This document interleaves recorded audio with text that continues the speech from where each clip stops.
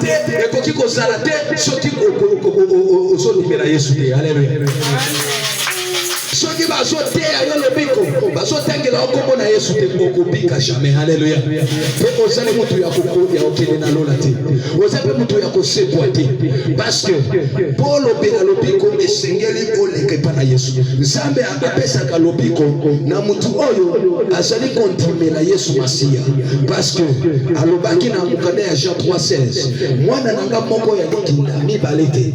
Bino o balakisaka bino keno Yesu azala so mwana mibale, Yesu azala soki prophète na ébité. Jésus est le fils unique de Dieu. Alléluia.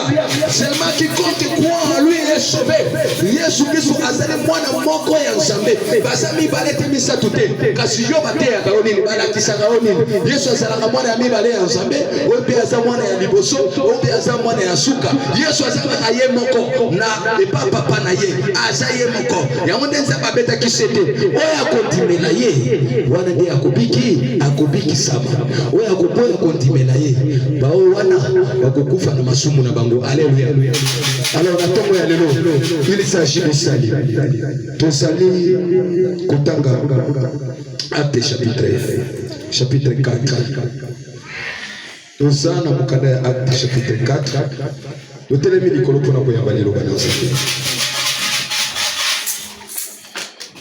Alors yo za la Bible te olingaka pe kozala na Bible te landa sikoyo bakominege lobi. Parce que je me demande, quelqu'un fait un effort pour avoir un téléphone Android, quelqu'un fait un effort pour manger, mais pour avoir la Bible c'est un problème. Aux en prison et sengeli aux en délivrance pour comprendre était Biblia ezali baspe moko oyo komema na lobiko parce que kosunga otaka kalilo kana Nzambe. Acte des Apôtres chapitre 4 verset 12. Et komami na kati na loba na Nzambe boye. Le salut ne s'obtient qu'en lui, car nulle part dans le monde entier Dieu n'a donné aux autres humains quelqu'un d'autre par qui nous pourrions être sauvés. Yon tozola nangana lingala yo kasiko balobi lobiko ekoki kozoma kaka na ye. Alléluia. Amen. Lobiko kozoma na nani na ye chelanga mokoloto ye de Yesu Masiya. Yo boya ka Yesu yo finga ka Yesu finga ba Kristo mais po yo pika esengeli kaka o ndima Yesu. Balobi lobiko ekoki kozoma kaka na ye yende Yesu Masiya. Poete esa na esika mokote na mokili mobimba Nzambe apesa na batu na bikelamu na bamususu poete tobikisama poete biso tozwa lobiko. Nzambe apesa na mutu apesa biso na mokili te mutu mususu obi apesa biso te batu mususu po biso tondimela bango obi tondimela mutu mususu po tobikisa mais apesa biso kaka Yesu Masiya. Voilà. To suis verset chapitre 16 où on a toujours dans la Bible. Tout ça on a même mukanda ya Acte 16. Nous lisons Acte 16. Acte 16, la Bible dit ceci. Voilà. On a commis verset 34.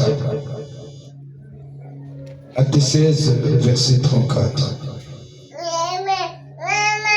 Qu'est-ce que nous dit la Bible? Bukana Nzambe Zolubani, verset 34.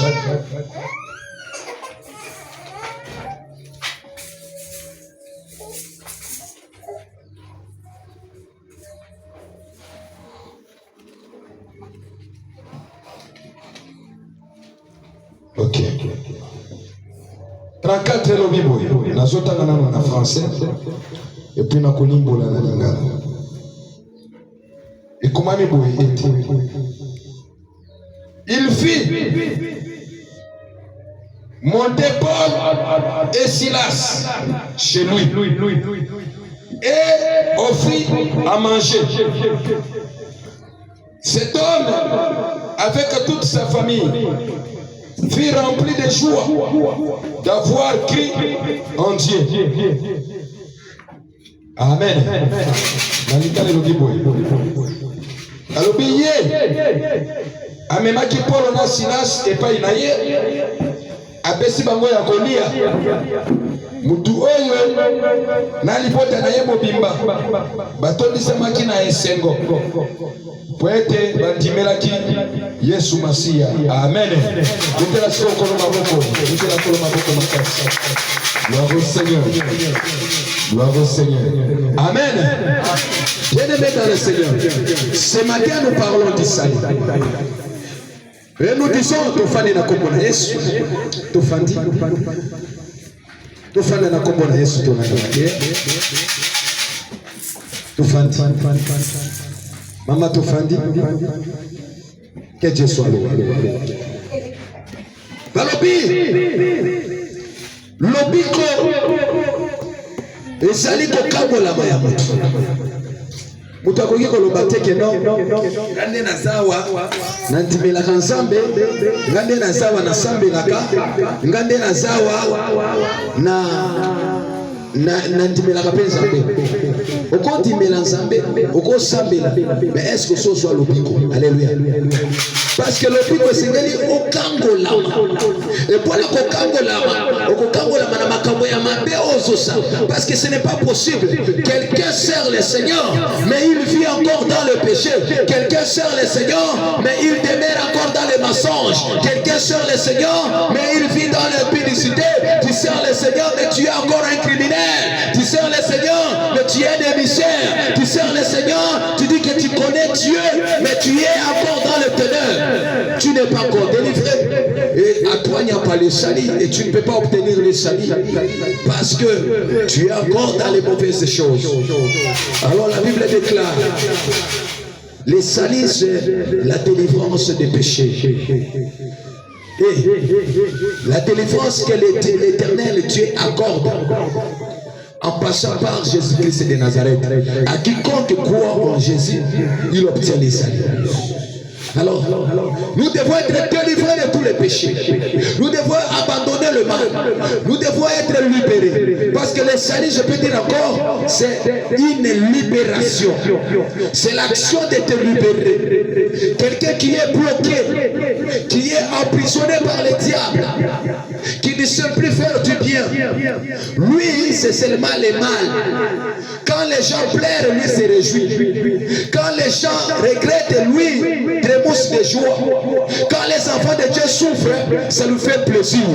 Et il augmente encore la souffrance sur les enfants de Dieu. Il augmente encore la souffrance sur le peuple de Dieu. Celui-là, c'est quelqu'un qui est en prison. Il vit en prison. Il vit en prison du diable. Parce qu'il commet le mal. Le bien pour lui, c'est le mal. Le mal pour lui, c'est le bien.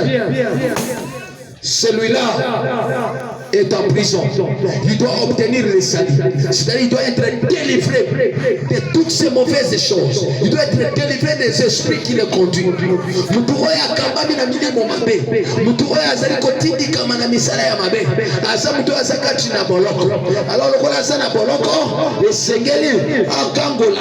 Alors pour akangolama esengeli antimela Yesu Masiya nzamba kopesa ya mutu wana à condition qu'il croie au Seigneur, à condition qu'il croie en Jésus.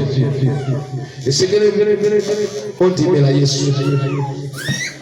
Parce que balobi nzambe ezana kokomote oyo nzambe atinda na mokili mobimba bisika nyonso na bakwe nyonso ya mokili ezana kokomo te oyo kolo atinda po biso tondima yango po tobikisama soki eza kombo na Yesu te. Alleluya.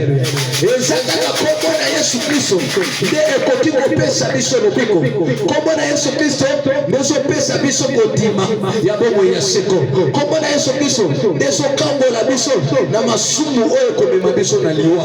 Kombo na Yesu Kristo ndezokambola biso na boloko ya Satana, na prison, na bisaleli mabe, na makambo mabe. Alleluya. Ndimela kombo na Yesu Kristo. Ndimela kombo na Nzambe. posa yango salela yango pe okokangola parce que okoki kosala bolamu na bato okoki kokabela babola bambongo okoki kokota église okoki kokende wapi okoki kozala na mbongo mais soki ondimeli Yesu te soki oluki lobiko na yo te parce que lobiko nga nazo présente on a tomo ya lelo eza Yesu Masia alléluia eza Yesu Masia dans lobiko na pesaki yo acte des apôtres chapitre 4 verset 12 eza na kombo mosusu te oyo ebikisaka et la Bible nous dit Dieu sauve à celui qui croit ou qui a cru au Seigneur Jésus-Christ son fils unique. Dimela Yesu Masia luka lobiko parce que lobiko yango ndeko kotiso na lola lobiko yango nazo taliso eza Yesu Masia. C'est Jésus qui va te faire entrer au ciel. C'est Jésus qui est la porte du salut. C'est Jésus qui est la porte du salut. Si tu veux être sauvé mon frère ma soeur tu peux avoir